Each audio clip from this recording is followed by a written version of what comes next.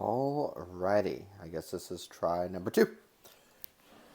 This is notes going to be about surface area of prisms and cylinders. I'm sure you're all very, very excited. I know I am. But here we go.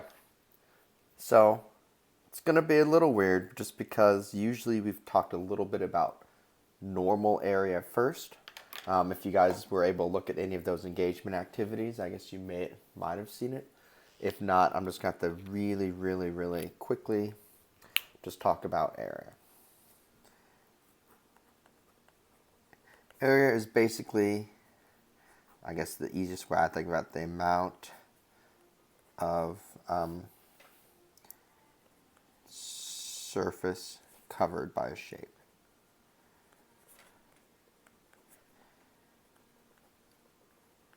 And it's always measured in square units. And we talked about this a little bit, when we did circles.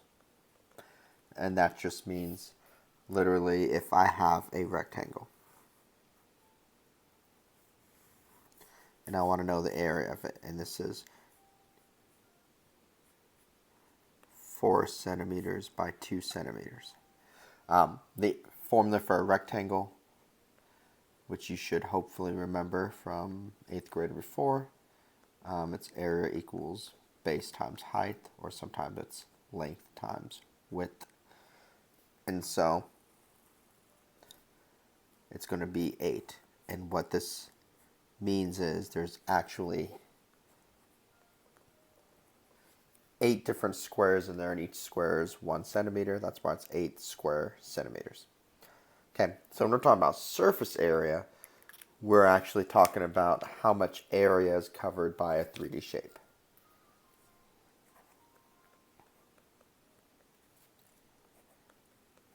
So it's the area of all the faces. Another way of thinking about that is how much wrapping paper is needed.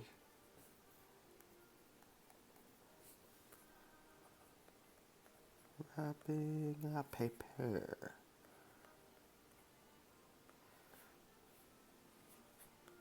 So you're literally just trying to cover a whole 3D shape, or possibly just coloring it all in. There's some different formulas now. There's some different ways of doing this. I'll show you all 3 ways, and then I'll tell you which one that I like using the best, which I think is the simplest. Just a couple of notes. There are some area formulas that you should know. So I already talked about rectangles are base times height and length times width. Triangles, that's the base, that's the height. The area equals base times height divided by 2. A trapezoid. And just because everything was weird this semester, I'm going to give you these formulas and you won't have to memorize them. But at some future point, you probably will have to know a lot of these. So if this is a trapezoid, area of a trapezoid is base 1 plus base 2 times height divided by 2. You should know our circle by now. Area equals r squared pi. So 3 different ways to find the surface area of a shape. Way number 1 is what we call the net. Or I like to think of it as if you unfold it.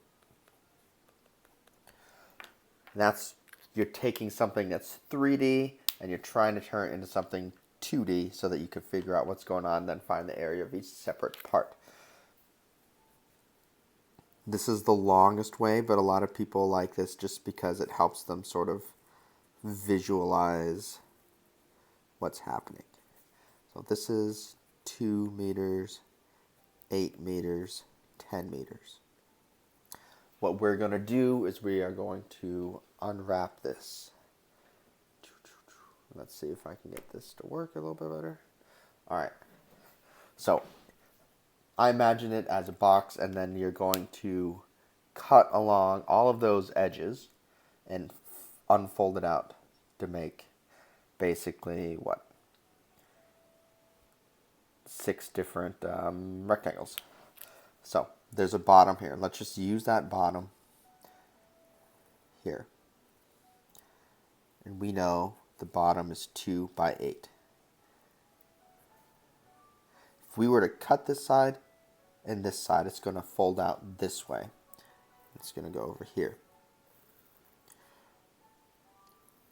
And then we know this side is 8 because it's already here. This has been unfolded now. This is 10. We could also do that for the other side as well. And there's always more than one way to do this, by the way. Some people visualize this differently. But this is also 10. So now if we've cut it out, this top part is either going to be on this side or this side. And so it goes here. And the top should be the same as the bottom, so it's going to be 2 by 8. I don't know what just happened here. My 2 got turned into something else. I don't know, probably Jade's fault. Now, this front part here hasn't been unfolded, so it would go this way. And it's 2, and then how tall is it? 10. And then that very back side would go here. 10. And then, if you've unwrapped it, you can find the area of all those different sides.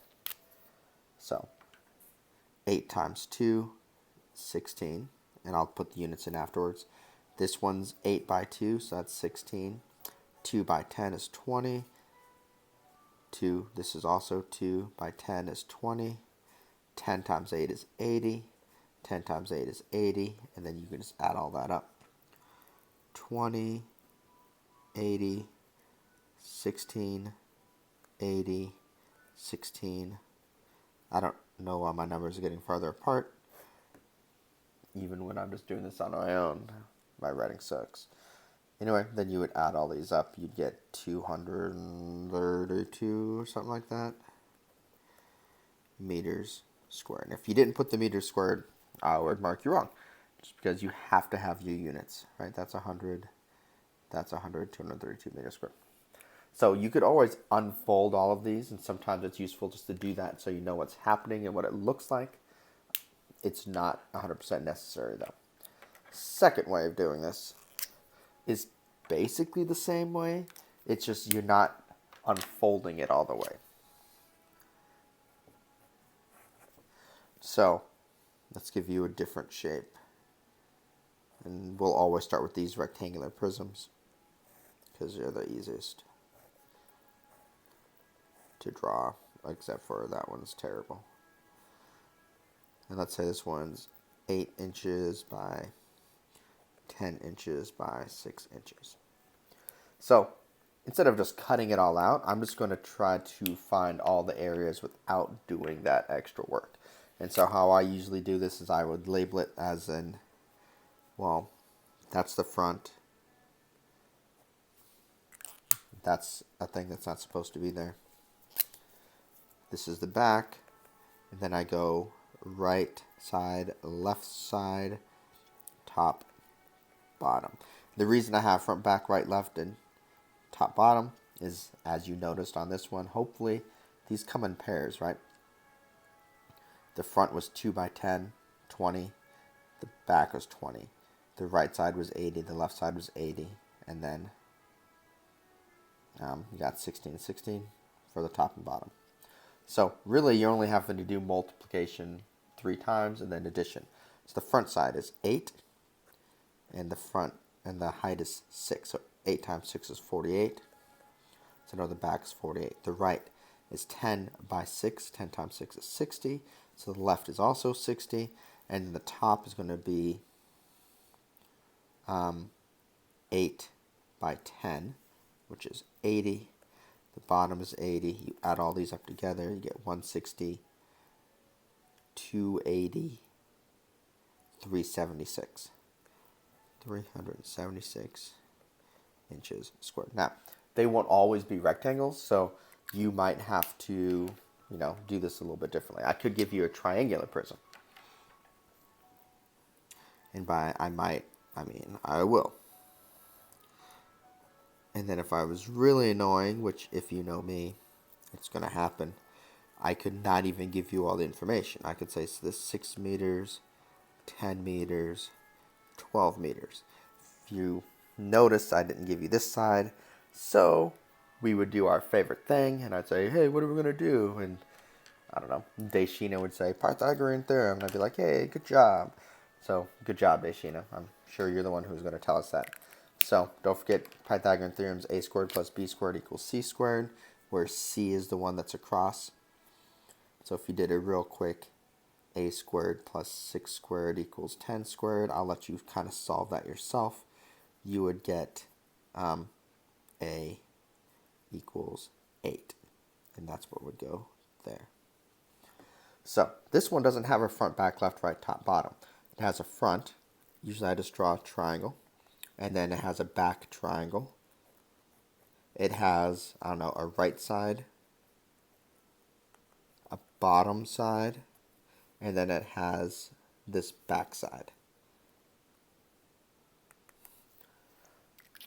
And then you would just have to find the different areas by using the triangle formula I put up earlier, which is base times height divided by 2. So 6 times 8 is 48, divided by 2 is 24. So the front's 24, the back's 24. The right side is 10 by 12, which is 120. The bottom is 6 times 12, which is 72. The back is, 8 times 12, which is 96. You would add all these together,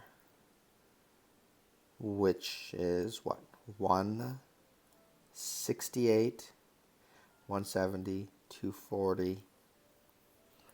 I'm guessing 336 meters squared. Okay.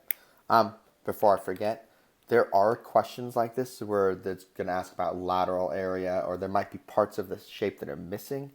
That's why I kind of like doing things like this in labeling, because let's say I gave you a box with no top on it. You wouldn't have to do front, back, right, left, top, bottom. You just do front, back, right, left, bottom, and you'd skip out whatever the missing part was. So just be aware that you could have hollow objects or things like that. Don't forget too is on this one, those are the bases because they're the ones that are congruent and parallel and opposite of each other. This would be the lateral area.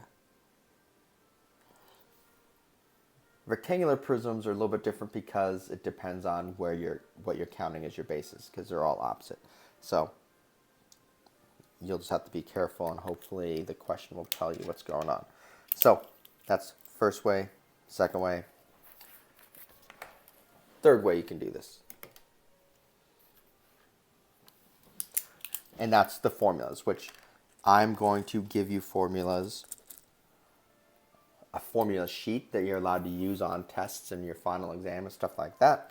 I'm not going to tell you what the formulas mean, though. So you're going to have to know what all the variables stand for. And I don't know.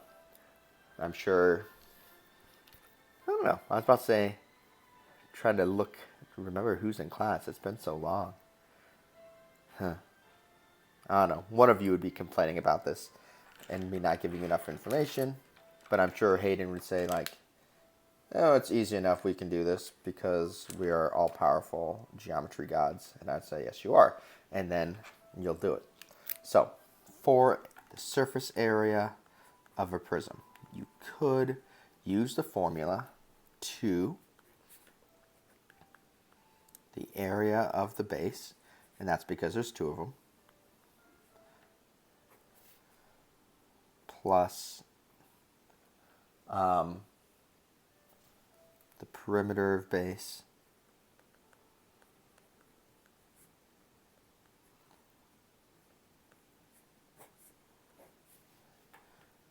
times the lateral height.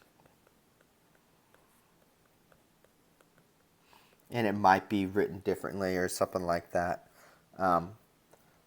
Just so you know, this is the lateral area. So some people like doing it this way. I do not. I'd rather just do option number 2 because then I know what each thing is. A drawback with this one too is if you have missing parts of the 3D shape, like the box without a top, or I don't know, a cylinder without a bottom, you'd put it in the formula and then you have to subtract what you don't want afterwards instead of just doing it all at once. But let's say I gave you a nice isosceles trapezoid, and then I turn this into a trapezoidal prism.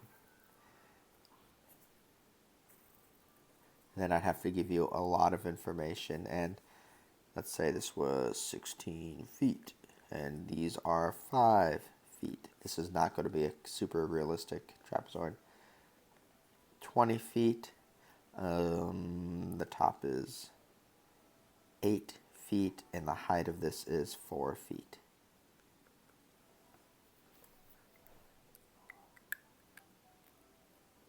Actually, if this could be completely realistic if I change this to 3. This is where people get annoyed when I erase things, but you'll live. So 2 times area of base. So the area of base is the trapezoid, which if you remember I said was b1 plus b2 times height divided by 2. So you would do 8 plus 16 times the height of it, which is 3, divided by 2. You'd multiply that by 2. So 2 times area of the base plus the perimeter of the base, and perimeter is when you add up all the sides. 5 plus 5 is 10, 8 plus 16 is 24, 24 plus 10 is 34, times the lateral height, which is how far back it goes.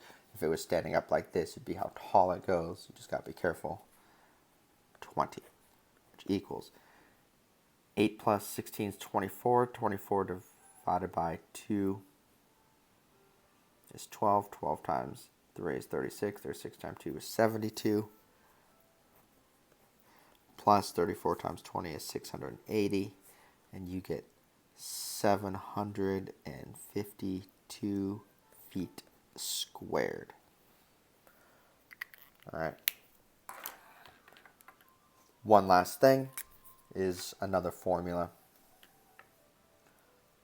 which is the cylinder. Height halfway across, you should know, is called the radius. So the surface area of a cylinder is 2r squared pi plus 2rh pi. Now, I hope you remember, but I do realize it has been 3 weeks since we took this test. Some of you are sick and didn't even take the test in the first place. But r squared pi is the formula for the area of a circle. So for this part, that's saying the area of this top part here and the bottom. So this is the bases. And then the 2rh pi, that's the lateral. Now, this is another part where usually we would do a classroom demonstration, but you're not here, and it's kind of hard to draw this. But what you've got to imagine is if I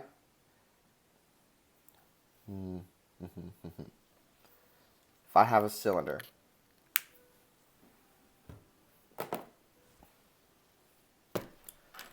like this piece of duct tape, right? I'm trying to find the area of this part all the way around. If you were to unwrap this and just cut off a piece of duct tape, assuming that you would actually cut this out properly, it would actually end up being 1, loud, 2, I just tore that terribly, and everything's knocked askew. But what sort of shape would this be? It would just be one really long rectangle.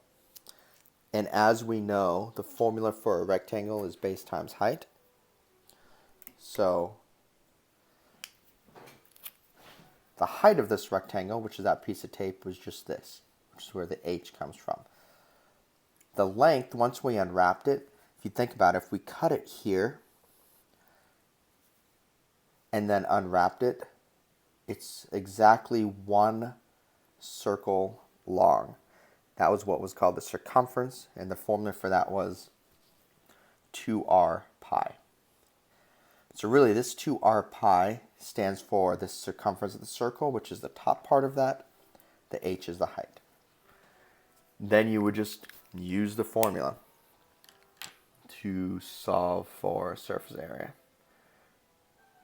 And that's basically it. I could do questions where I give you some different information. You have to figure it out backwards. And like I said, I can give you missing information. So what if I said I wanted to make a cylinder? But this cylinder has no top. So it's hollow here. And I want to find the surface area, like how much paint would I need to paint the bottom, the sides, but leave the top hollow.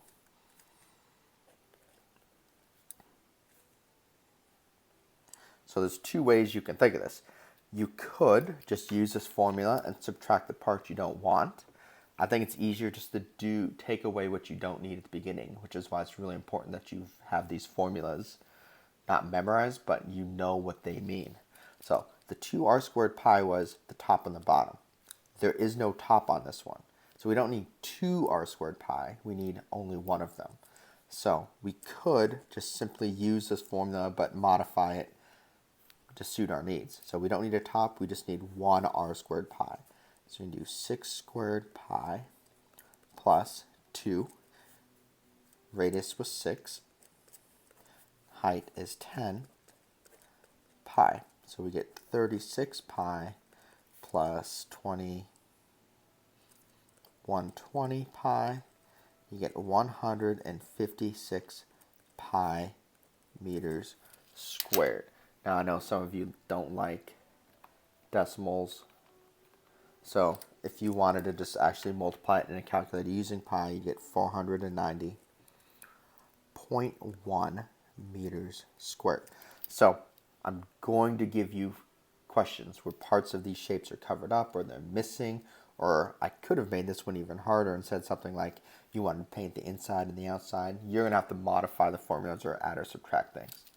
And yeah, and this is where in the notes I'd be done talking and all of you'd be like, yay, or something like that. Anyway, that's about it.